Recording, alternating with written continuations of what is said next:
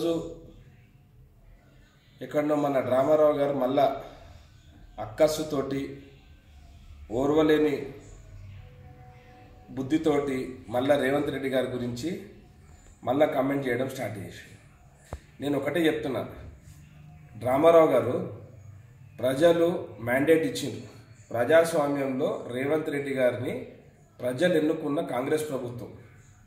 దీన్ని కూడా నువ్వు అపహాస్యం చేస్తున్నావు కాబట్టి ఇప్పుడు వచ్చే పార్లమెంట్ ఎలక్షన్స్లల్లో నీకు ఒక్క సీట్ కూడా రాదు. ఎట్లనైతే మీ ట్రింగ్ రావు చెప్పిండో టింగు టింగు టింగు మనం ఇట్లా పైసలు పడితే టంగు టంగు టంగు మనం మీరు ఓట్లు కొట్టాలని అన్నది చూసినావా?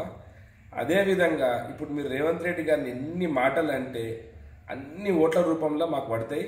కాబట్టి నీకు ఒకటే చెప్తున్నా, రేవంత్ రెడ్డి గారు అనే వ్యక్తి ఒక ఇండిపెండెంట్ జెడ్పీటీసీ, ఎమ్మెల్సీ, 2 సార్లు ఎమ్మెల్యే, ఎంపీ అయిన తర్వాత ముఖ్యమంత్రి అయ్యింది.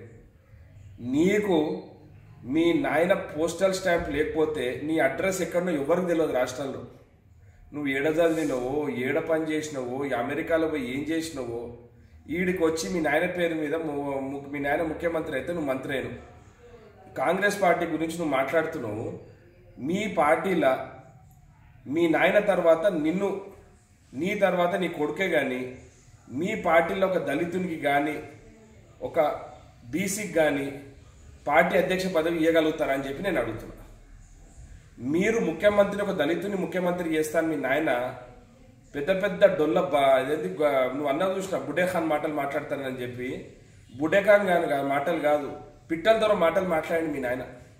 దళితులకు 3 ఎకరాల భూమి ఇస్తా అన్నాడు, దళితునికి రాష్ట్రాన్ని తొలి ముఖ్యమంత్రి చేస్తా అన్నాడు. ఇవన్నీ ఏమైనాయి అని నేను చెప్పి అడుగుతున్నా. రాష్ట్ర ప్రజలందరూ కూడా గమనించే మీకు బుద్ధి చెప్పి ఆడ కూర్చోబెట్టారు. నేను చెప్తున్నా, ఈ పార్లమెంట్ ఎలక్షన్స్ ఒక్క సీట్ తీసుకొనిరా, ఒక సీట్ గెలిపించుకొనిరా. తర్వాత నువ్వు రేవంత్ రెడ్డి గారి గురించి మాట్లాడే స్థాయి నీకు వస్తుంది.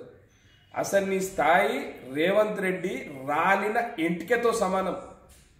నువ్వు కాలికోటి కాదు, మన సామెతో చూసినావా రాలిన ఎంటికతో సమానం అని. నువ్వు దాని బరాబరు.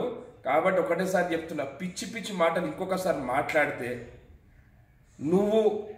నేను ఏం తగిన శబ్దం మీకు బుద్ధి చెప్తాను. మా తెలంగాణ ప్రజలందరూ కలిసి, మా కార్యకర్తలు కూడా అందరు కూడా నిన్ను తీసుకుపోయి కట్టేసి మరీ ఎర్రగడ్డ మెంటల్ హాస్పిటల్ వేస్తారు. నేను ఆల్రెడీ ప్రజలందరూ మాట్లాడుకుంటారు, కేటీఆర్కి మతి స్థిమితం పోయింది ఓడిపోయినాక ఈయన తీసుకపోయి ఒకసారి మెంటల్ హాస్పిటల్లో చెక్ చేయించాలని అంటున్నారు కదా. నీకు డెఫినెట్గా తీసుకపోయి ఎర్రగడ్డ మెంటల్ హాస్పిటల్లో తీసుకపోయి చీన్లతో కట్టేసి నేను తీసుకపోయి ఆడేయాలి. నువ్వు ఇవాళ నేను డ్రామాలు చేసినావు. నువ్వు అంత పెద్ద డ్రామా రావు అని కరెక్ట్ పేరు పెట్టింది మా రేవంత్ రెడ్డి గారు. నిన్న ఆటో గుర్తుకొచ్చింది. అది 10 సంవత్సరాలు ఇప్పుడు ఆటో ఎక్కినావు నువ్వు? ఒక్కసారి ఆర్టీసీ బస్సు ఎక్కినావు నువ్వు?